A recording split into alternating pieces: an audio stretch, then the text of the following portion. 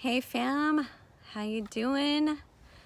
I think we're really in this interesting transition right now of in stage of this whole pandemic, and I know that a lot of us, many of us, most of us are getting the itch to get out, to go do stuff, to go hang out with people, and I'm there with you. I get it.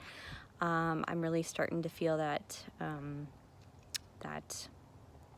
feeling trapped kind of situation, and more I'm finding ways to get out and go enjoy life.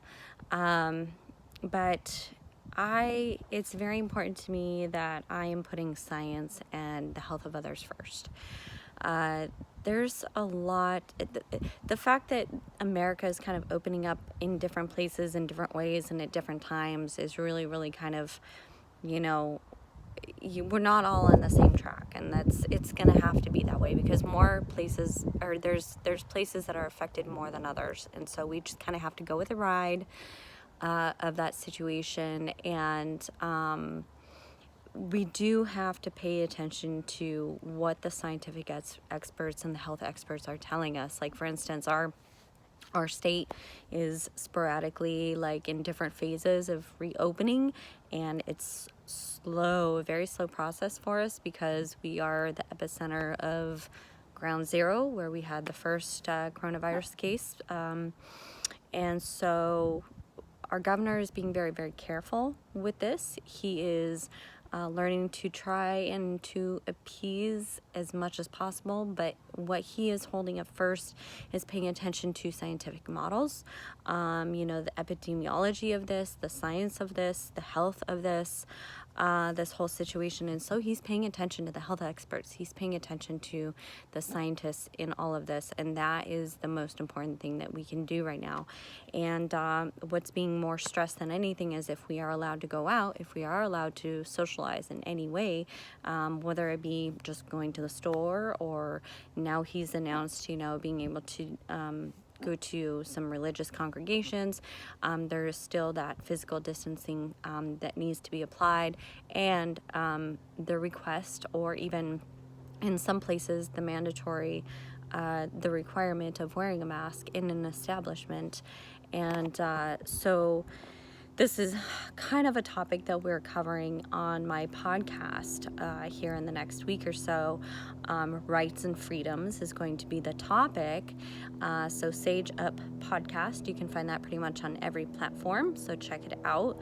But we have to understand where we're coming from when we think if our rights or freedoms are being infringed upon. And there's a lot of misinformation out there also in regards to wearing a mask. And I, for one, am going to be paying attention to science. I am a health professional, a non-essential health professional as a body worker, and so my practice is in the balance. My career is in the balance right now, especially in our state and the county that I'm in. So I'm having to make some personal choices and decisions about that as well. But I know for a fact that communicable diseases we have to be very careful with, and that's why as a healthcare provider we have to sanitize and have proper hygiene and all that kind of stuff. So we have requirements as it is. So to wear a mask is just one more thing, and that's not a big deal to me. I will do that for my clients, absolutely no problem. And so to put on a mask, if I go to the store, or if I'm in another social atmosphere where I may be not able to physically distance myself, I'm going to wear a mask out of respect for you, out of respect for everybody else that's around me, whether they're wearing a mask or not. There's a lot of misinformation out there as far as wearing a mask. I've heard these different reasonings coming from people such as oxygen deprivation, bacteria,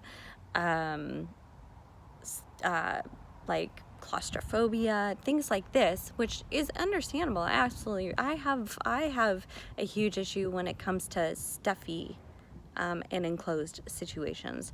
But the fact, I'm not putting me first. I'm not putting my comfort first.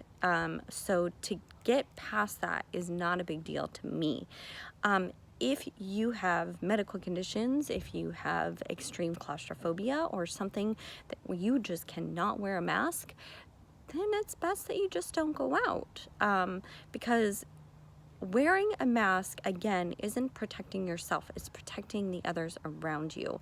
And the more people who wear the masks, the better we're going to get at reopening this country. The slower we're going to see this continue to spread. Like, for instance, in our state, it's shown that people who are choosing to wear a mask and wash their hands and practice social distancing has made all of the difference for us. And so therefore it's helping us progress in the right direction. Slow, but in the right direction. And that's what we want. And so absolutely I'm going to wear a mask without question, not a problem. Yes, it gets stuffy. Yes, it gets annoying. Yes, it gets in the way. Sometimes it's difficult to do stuff. But it's not about my comfort. It's about me, or it's about me protecting you. It's about me protecting everybody else around me. And that's important. The one disturbing thing that I've heard come out of the mask wearing is that I have heard stories of people, including my neighbor, saying that they have gotten spat at and yelled at for wearing a mask and calling them sheep. Where that's, okay, call us sheep. We're the sheep of science.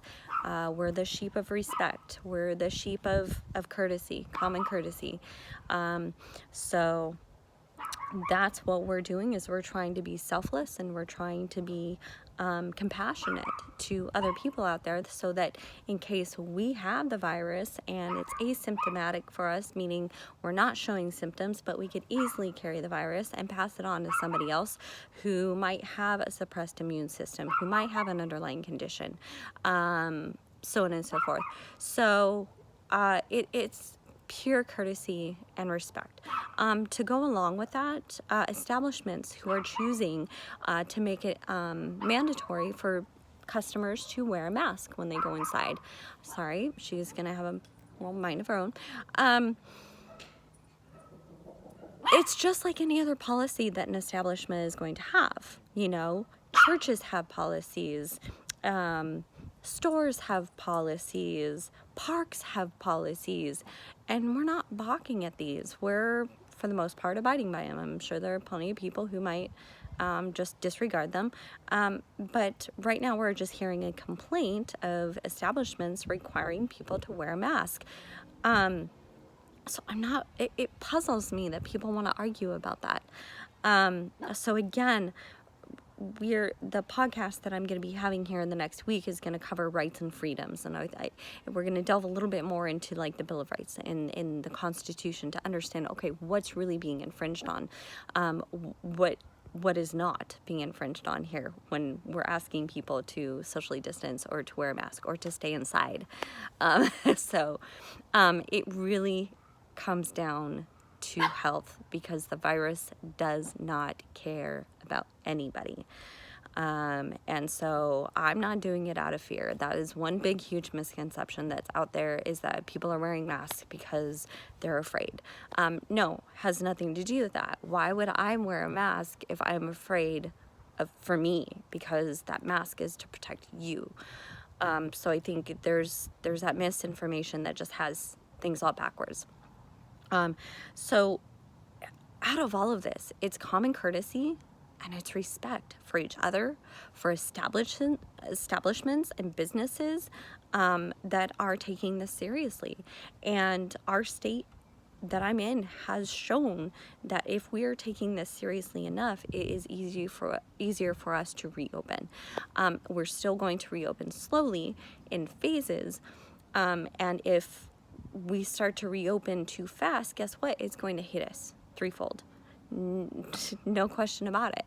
And so, but if we reopen slowly, and people are just doing their due diligence of wearing masks, washing their hands, practicing that physical distancing, we are going to actually progress in this a lot faster and be able to get back to a new sense of normalcy sooner than later. So that's very important for us to remember.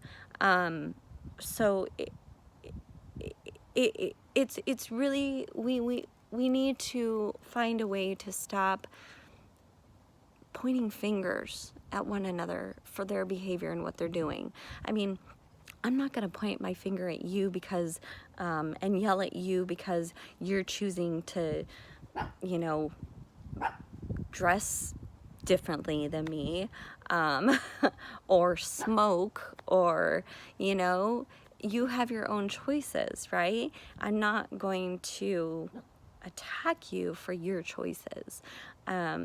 I'm not going to even bother judging you for your choices because that's not my place. That is not my place. You're going to live the life that you want to. I'm going to live the life that I want to. And the way I'm living my life is out of the safety and care for others. And that's what I'm doing if I wear a mask. So I ask that you are being mindful of this and that you are being respectful of science and of health and of this virus that,